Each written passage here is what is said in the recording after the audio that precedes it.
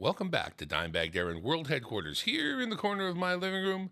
And once again, we are back to visiting Isaac Asimov's Foundation series.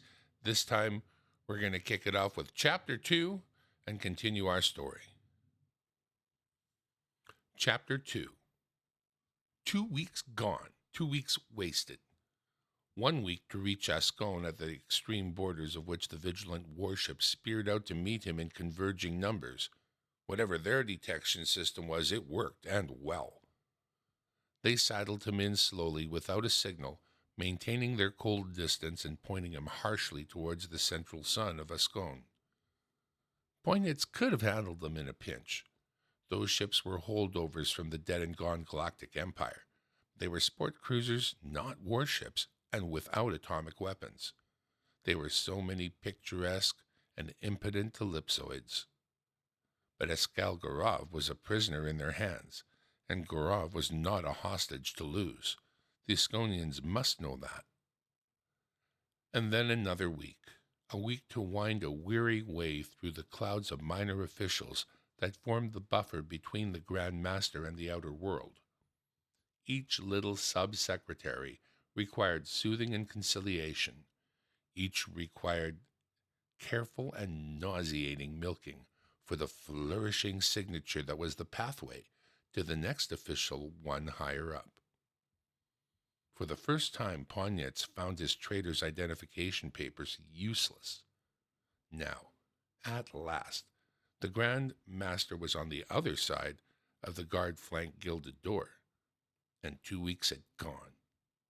Gorov was still a prisoner, and Poignet's cargo rotted useless in the holds of his ship.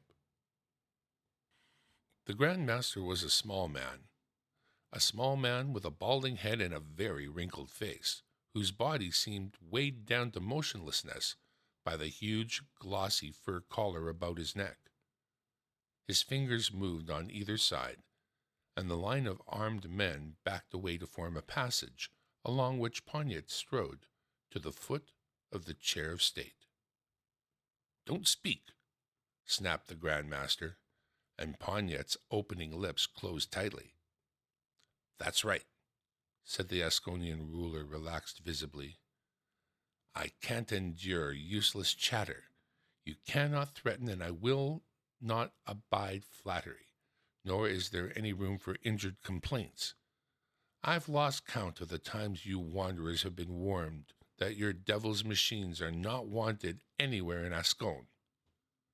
"Sir," said Poignets quietly, "there is no attempt to justify the traitor in question. It is not the policy of traitors to intrude where they're not wanted. But the galaxy is great, and it has happened before that a boundary has been trespassed unwittingly. It was a deplorable mistake." "Deplorable, certainly," squeaked the Grand Master. "But mistake? Your people on Glyphtal 4 have been bombarding me with pleas for negotiation since 2 hours after the sacrilegious wretch was seized. I've been warned by them of your own coming many times over. It seems a well-organized rescue campaign. Much seems to be anticipated, a little too much for mistakes, deplorable or otherwise." The Asconian's black eyes were scornful. He raced on. "And are you traitors flitting from world to world like mad little butterflies, so mad in your own right that you can land on Ascone's largest world, in the center of its system, and consider it an unwitting boundary mix-up? Come, surely not." Poignets winced without showing it. He said doggedly, "If the attempt to trade was deliberate, your veneration, it was most injudicious and contrary to the strictest regulations of our guild." "Injudicious, yes," said the Asconian curtly. "So much so that your comrade is likely to lose life in payment." Poignet's stomach nodded. There was no irresolution there. He said, "Death, your veneration, is so absolute and irrevocable a phenomenon that certainly there must be some alternative." There was a pause before the guarded answer came. "I've heard the Foundation is rich." "Rich? Certainly, but our riches are that which you refuse to take. Our atomic goods are your goods are worthless in the way that they lack the ancestral blessing. Your goods are wicked and accursed, and that they lie under the ancestral interdict. The sentences were intoned and the recitation of a formula.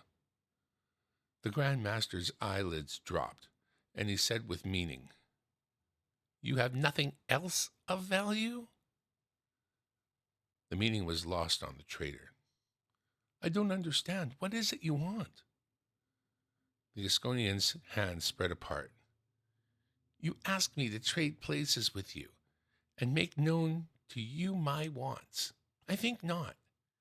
Your colleague, it seems, must suffer the punishment set for sacrilege by the Asconian code, death by gas. We are a just people. The poorest peasant in the like case would suffer no more. I myself would suffer no less." Poignance mumbled hopelessly, "Your veneration, would it be permitted that I speak to the prisoner?" "Asconian law," said the Grand Master coldly, "allows no communication with a condemned man." Mentally, Poignance held his breath. "Your veneration, I ask you to be merciful towards a man's soul in the hour that his body stands forfeit. He has been separated from spiritual consolation in all the time that his life has been in danger.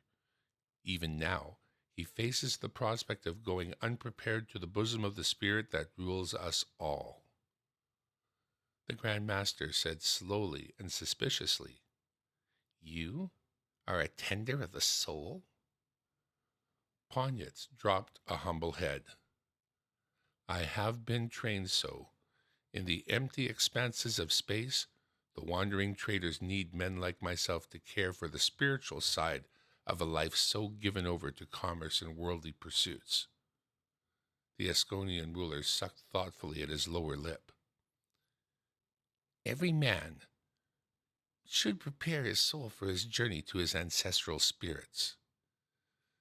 Yet, I never thought of you traders to be believers." And that brings to a close Chapter 2 of our story. We'll be back with Chapter 3 shortly, as you can plainly see.